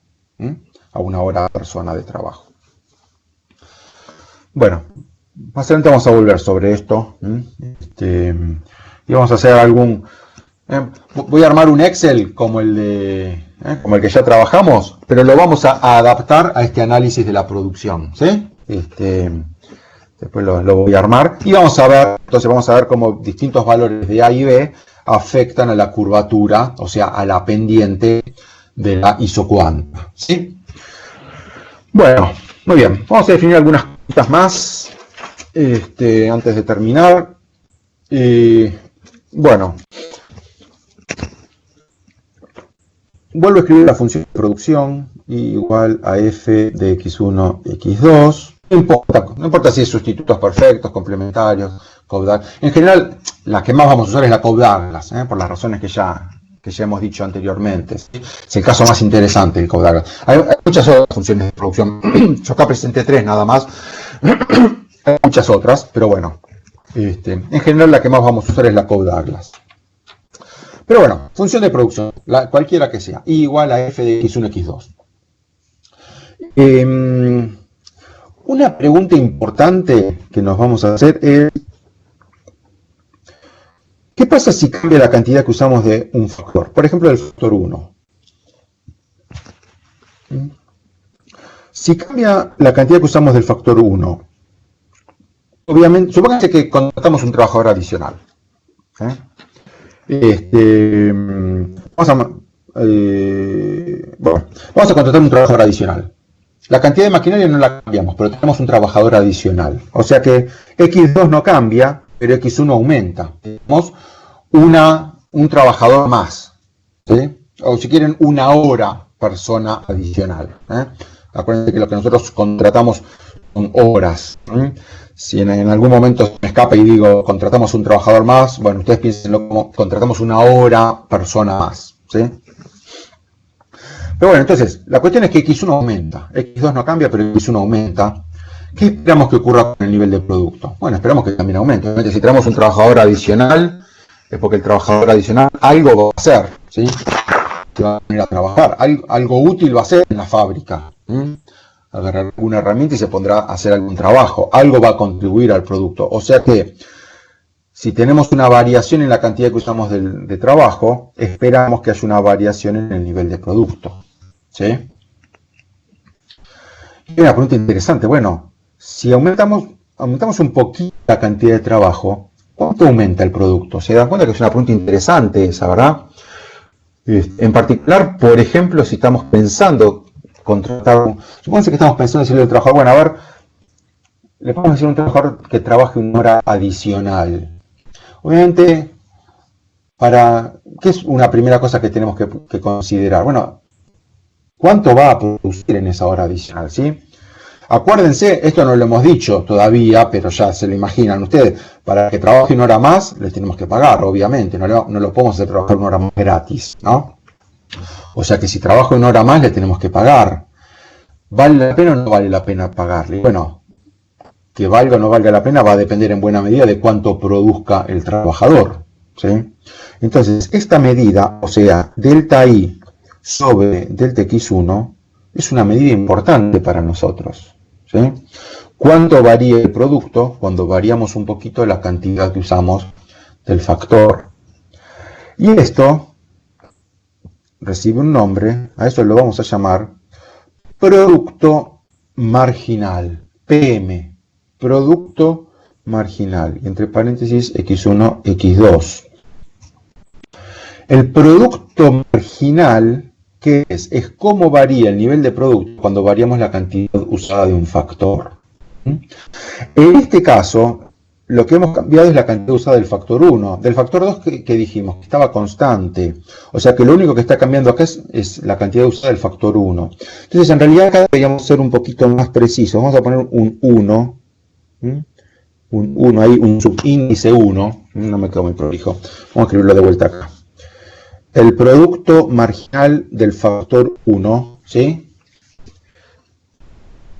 Dependiendo de cuánto trabajo estamos usando y de cuánta maquinaria estamos usando, es igual a delta I sobre delta X1. Manteniendo, vamos a aclarar, manteniendo X2 constante. Acá la barrita arriba, acá usamos una barrita, creo que en algún caso lo usamos, la barrita arriba. La barrita arriba de una variable siempre lo que indica es que esa variable la vamos a mantener fija, constante. Entonces, ¿cuánto varía el nivel de producto si usamos un poquito más de trabajo? manteniendo constante la cantidad de maquinaria. Fue lo que dije hace un ratito. ¿Se acuerdan? Dije, bueno, si agregamos una hora más de trabajo en la fábrica, manteniendo la cantidad de maquinaria que hay, no vamos a tener más máquinas. Las máquinas son las que hay. Pero en esa fábrica agregamos una hora más de trabajo y el producto algo va a aumentar. No sabemos cuánto, pero algo va a aumentar. Ese algo es el producto marginal del factor 1.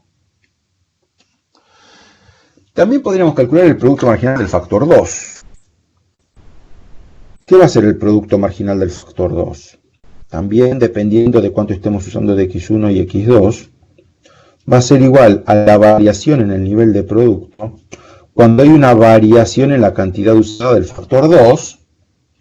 Y en este caso, si lo que está cambiando es el factor 2, lo que mantenemos constante es el factor 1. Siempre que calculemos el producto marginal de un factor, al otro factor lo mantenemos constante. Porque lo único que queremos ver es cómo cambia el producto cambiando este factor. ¿Sí? Si están cambiando los dos factores al mismo tiempo, y bueno, sí, se va a producir más o menos, dependiendo si estamos agregando o quitando factores, ¿verdad?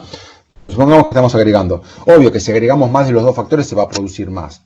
Pero nosotros acá queremos saber cuánto más se produce cuando cambiamos solamente un factor. Entonces, si estamos cambiando el factor 2, al factor 1 lo mantenemos constante.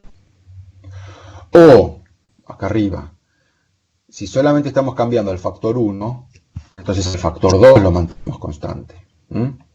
Siempre es cambiando un factor a la vez. Bueno, producto marginal. Entonces, este término producto marginal va a ser importante para nosotros porque va a ser importante, como les dije hace un ratito, para pensarnos, para plantearnos la pregunta de si vale la pena contratar una hora más de trabajo, una persona más de trabajo. ¿Vale o no la pena? Y bueno, parte fundamental de la respuesta va a depender de esto, del producto marginal. ¿Cuánto produce ese trabajador si lo contratamos una hora adicional? Entonces, el producto marginal de un factor, de cualquier factor, del trabajo o del capital, el producto marginal va a ser muy importante para nosotros. Y vamos a suponer algo con respecto al producto marginal. Vamos a suponer que existe lo que se llama la ley del rendimiento marginal decreciente. Ley del rendimiento marginal decreciente. Ese es el nombre, lo digo así para que, porque en varias está así, en general en los libros de economía está así. Ley del rendimiento marginal decreciente. A mí la palabra rendimiento acá no me gusta usarla, porque la vamos a volver a usar después en otro contexto. Bueno, en este contexto, obviamente, pero queriendo decir otra cosa. Entonces prefiero no usar la palabra rendimiento. Así que voy a usar producto. Yo la voy a llamar ley del producto marginal decreciente. Se dan cuenta que acabo de cambiar la palabra rendimiento, la cambié por la palabra producto. Ley del producto marginal decreciente. Bueno, decreciente. ¿Por qué decreciente? Bueno, porque es una especie de ley, digamos, suponemos que se cumple siempre. La ley del producto marginal decreciente. Lo que dice es, si mantenemos constante un factor, la maquinaria, por ejemplo, ¿sí? El capital, ¿no? Mantenemos constante el factor capital y agregamos horas adicionales de trabajo, cada hora de trabajo que agreguemos aumenta el producto, ¿sí? Pero lo aumenta cada vez menos.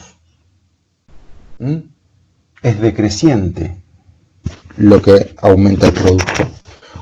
Aumentar aumenta, pero aumenta cada vez menos.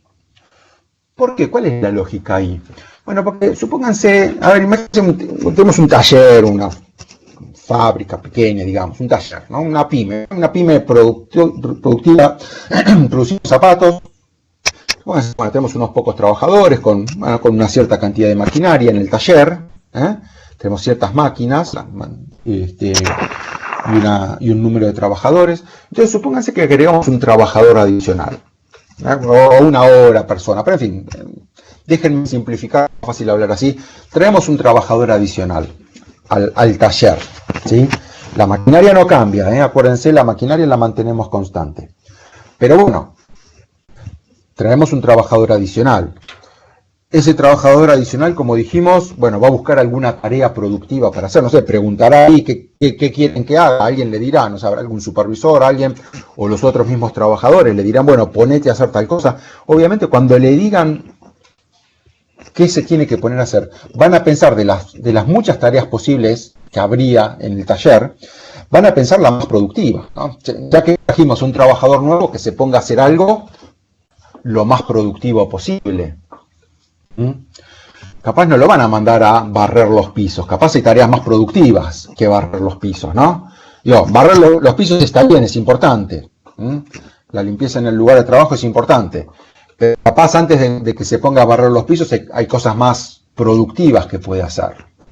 No sé, agarrá tal herramienta y ponete a hacer tal tarea, que eso va a contribuir al producto. O sea, cuando traemos este trabajador adicional, contribuye al producto. De todas las posibles tareas que había en el taller, le vamos a dar la más productiva posible. O sea que el trabajador contribuye al producto, el producto aumenta. ¿Qué pasa si ahora tenemos un segundo trabajador adicional? Ya trajimos al primero, ahora tenemos un segundo trabajador adicional. Bueno, también lo vamos a poner a hacer algo productivo, ¿sí? Ahora, ¿qué tarea le vamos a dar? Bueno, la que le dimos al primer trabajador, y no, porque eso ya le está haciendo el primer trabajador que contratamos, ¿sí? Es esa tarea la más productiva que había, ya se la dimos al primero. A este trabajador le daremos alguna otra tarea, también lo más productiva posible, pero que ya no va a ser la primera, no va a ser tan productiva como la primera. La contribución de este trabajador va a ser positiva, pero no tanto como la anterior. Porque ya la tarea anterior ya se la dimos al primer trabajador. Y si traemos un tercer trabajador también va a contribuir al producto, pero no tanto como el segundo. Y el cuarto no tanto como el tercero. Y capaz que en algunos ya, al sexto ya sí le vamos a decir, bueno, ponete a barrer los pisos, mientras los demás hacen otras cosas. Al sexto sí le van a decir, bueno, vos ponete a barrer los pisos, ¿sí? Que es una tarea productiva, contribuye también al producto. Claro, no tanto como los 5 anteriores. Pero es una contribución al producto, ¿sí? Porque en un lugar de trabajo limpio se produce más que en uno desordenado o sucio. Este trabajador también contribuye, pero menos que los anteriores, ¿sí? Entonces, esta es la idea detrás de la ley del producto marginal decreciente.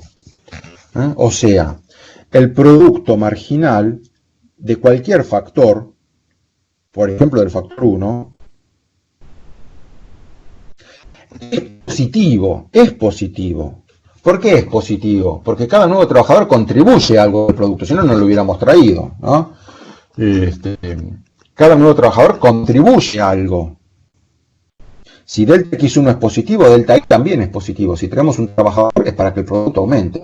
Si tenemos un trabajador que viene a molestar a los demás y hace que al final todos produzcan menos, no vamos, y el producto marginal fuera negativo, no traeríamos ese trabajador, ¿verdad? Sería ridículo traer a un trabajador que entorpezca la producción y por lo tanto el producto marginal es negativo. No le vamos a pagar a alguien para que venga a molestar y que al final produzcamos menos. Si traemos a alguien es para que contribuya al producto. Delta I positivo. O sea que el producto marginal es positivo. Positivo y decreciente. Positivo, mayor que 0 y decreciente. Y lo mismo para el producto marginal del factor 2. La maquinaria lo mismo. También el producto marginal de la maquinaria es positivo. Si traemos más máquinas es para producir más. Recuerden que las máquinas las alquilamos, hay que pagar para traer a las máquinas, ¿verdad? O sea que si pagamos para traer una máquina es para que contribuya al producto. Pero también es decreciente el producto. Porque cada nueva máquina que vayamos agregando contribuye al producto, pero contribuye menos que la anterior, ¿sí? Si alquilamos una primera máquina adicional, la vamos a alquilar para la tarea más productiva que se nos ocurra. Y si contratamos una segunda máquina, bueno, va a ser para la segunda tarea más productiva, no ya para la primera, porque la primera ya la tenemos cubierta. Entonces esto es una especie de ley que suponemos que se cumple siempre. El producto marginal es positivo, pero decreciente. Bueno, ¿qué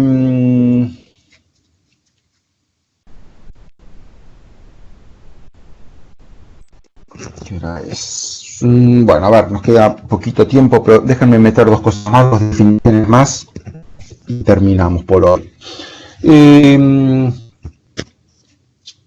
A ver, fíjense que hay una pregunta que yo antes la mencioné así al pasar, pero que no la... que después vamos a volver. Que era la cuestión de... Esperen que vuelvo al gráfico que teníamos antes. Este gráfico. ¿Se acuerdan que habíamos pasado de... cuando cambiamos la cantidad de trabajadores o de maquinaria, dijimos, bueno, somos 50% más de trabajadores, entonces el producto aumenta de 8 a 12, un 50% más. O incluso en el otro ejemplo, el de los complementarios perfectos, en el call center. Bueno, si tengo un trabajador con una máquina, atienden 6 llamadas, pero si tenemos 2 trabajadores con 2 máquinas, atienden 12, ¿no? O sea, la pregunta sería... Bueno, perdón. Y entonces el producto marginal que decíamos, bueno, si cambia un factor, no tenemos al otro constante, ¿sí? Delta X1, o sea, cambiado la cantidad de trabajadores, bueno, entonces mantenemos constante la maquinaria. O no, queremos analizar qué pasa cuando cambia la maquinaria, bueno, entonces mantenemos constante el trabajo, ¿sí? Porque siempre queríamos ver lo que contribuye cada factor, ¿sí? Bueno, ahora vamos a hacer una pregunta distinta, que es, ¿qué pasa si cambia la cantidad de trabajadores y también cambia la cantidad de maquinaria? Se cambian las dos cosas al mismo tiempo. Que es un poquito la pregunta que nos habíamos hecho antes sin reflexionar mucho, ¿no? Pero acá, o acá en particular, este caso, ¿sí? Bueno, dijimos, duplicamos la cantidad de trabajadores y duplicamos la cantidad de maquinaria. O sea, teníamos 1 y 1, ahora pasamos a tener 2 y 2. ¿Qué pasó con el nivel de producto? Bueno, se duplicó. Y eso tiene lógica, ¿no? Suena razonable eso. Si duplico la cantidad, si tengo el doble de trabajadores y tengo el doble de maquinaria, es razonable suponer que voy a producir el doble, ¿sí? Entonces, vamos a escribir eso justamente.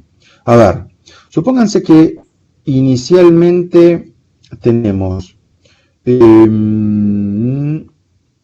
cierta cantidad de trabajadores, X1, y cierta cantidad de maquinaria, X2. No sé, supónganse, tenemos 100 trabajadores con 20 máquinas. 100 trabajadores con 20 máquinas, y obviamente usamos la función de producción, f de x1, x2, eso me va a decir cuánto producen esos 100 trabajadores con esas 20 máquinas, ¿sí?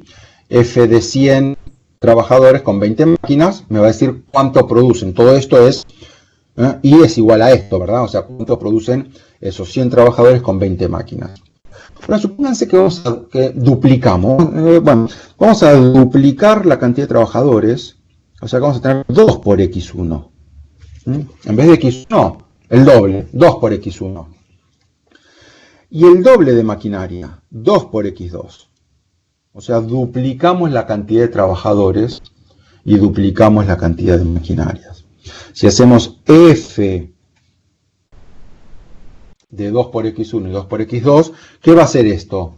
¿Cuánto producto vamos a obtener cuando tengamos 200 trabajadores con 40 máquinas? ¿No? Porque acá habíamos dicho 100 y 20, bueno, en este caso sería 200 y 40. ¿Cuánto producto obtenemos cuando tenemos 200 trabajadores con 40 máquinas? Bueno, ¿qué es lo lógico? Lo primero que uno pensaría en este caso. Si tengo el doble de trabajadores, si tengo el doble de maquinaria, el producto, ¿cuánto pensaríamos que tiene que ser? El doble, ¿no? Digo, si tengo el doble de trabajadores con el doble de maquinaria, uno pensaría que tengo que obtener el doble. Entonces, efectivamente eso es una posibilidad. Que el producto que obtenemos al duplicar la cantidad de trabajadores y la cantidad de maquinaria sea igual a 2 por el producto que teníamos originalmente.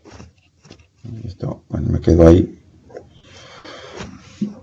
O sea que f de 2 por x1, 2 por x2 es igual al doble del producto que teníamos originalmente. ¿Sí? Bueno, cuando ocurre esto, bueno, ahora después le ponemos nombre, ¿no? Pero esta posibilidad está clara, ¿no? y tiene bastante lógica, suena bastante razonable. Si tengo el doble de trabajadores y el doble de maquinaria, es razonable suponer que vamos a producir el doble de lo que producíamos antes. Ahora, cabe una posibilidad que la vamos a considerar, y es que al duplicar el número de trabajadores y duplicar el número de máquinas, el producto que obtenemos sea más grande, sea mayor que 2 por f de x1, x2. O sea, es mayor que el doble, más que duplicamos el producto. Es una posibilidad. Más que duplicamos el producto. O sea que el doble de trabajadores con el doble de máquinas producen más que el doble de lo que producíamos originalmente. Es una posibilidad que tenemos que considerarla. Ahora vamos a ver por qué podría pasar esto. Pero así que estamos, y para completar el cuadro, digamos, también cabe la posibilidad de que al duplicar el número de trabajadores y el número de máquinas, el producto que obtenemos, o sea, f de 2 por x1, 2 por x2, sea menor el doble de lo que teníamos originalmente. Entonces, estas tres posibilidades, cada una tiene su nombre. La primera es lo que llamamos rendimientos constantes a escala. La segunda es lo que llamamos rendimientos crecientes a escala. Y la tercera es lo que llamamos rendimientos decrecientes a escala. Se dan cuenta que estoy usando la palabra rendimientos, que les he dicho más temprano que no la quería usar. Bueno, no la quería usar antes porque la quería reservar para esto. Rendimientos constantes a escala, rendimientos crecientes a escala, rendimientos decrecientes a escala. Estos dos casos últimos también se conocen, en algunos libros usan otras expresiones, son expresiones que se usan mucho en economía. También este segundo caso, rendimientos crecientes a escala, también se puede conocer como, se puede decir que existen economías de escala, y este último caso también se puede conocer como que existen deseconomías de escala, deseconomías de escala. Son expresiones que se usan, pero capaz nos convenga mantener la expresión rendimientos, rendimientos constantes, rendimientos crecientes, rendimientos decrecientes. Bueno, ya estamos terminando, vamos a dejar acá. La próxima clase vamos a empezar con esto justamente, con los tipos de rendimientos y tratar de entender un poquito por qué pueden existir por qué puede pasar que a veces los rendimientos sean constantes, o por qué puede pasar que sean crecientes, o por qué puede pasar que sean decrecientes. Nos queda discutir eso, lo dejamos para la próxima clase. Y también nos queda una cuestión, ahorita la menciono ya para que quede registrado acá en el video, para que lo tengan presente, que es la cuestión de corto plazo y largo plazo. Tenemos que definir qué significa corto plazo y qué significa largo plazo. Pero bueno, terminamos por hoy, dejamos acá. Y nos vemos el viernes. El parcial ya les dije al principio, si alguno llegó después, ya los tengo todos, ya empecé a mirarlos, pero me va a tomar unos días ver todas las respuestas. Las últimas preguntas eran con respuesta abierta. Bueno, muy bien. Gracias a ustedes, gracias por estar ahí. Y cualquier cosa me mandan un mail, si no nos vemos el viernes. Buena semana para todos.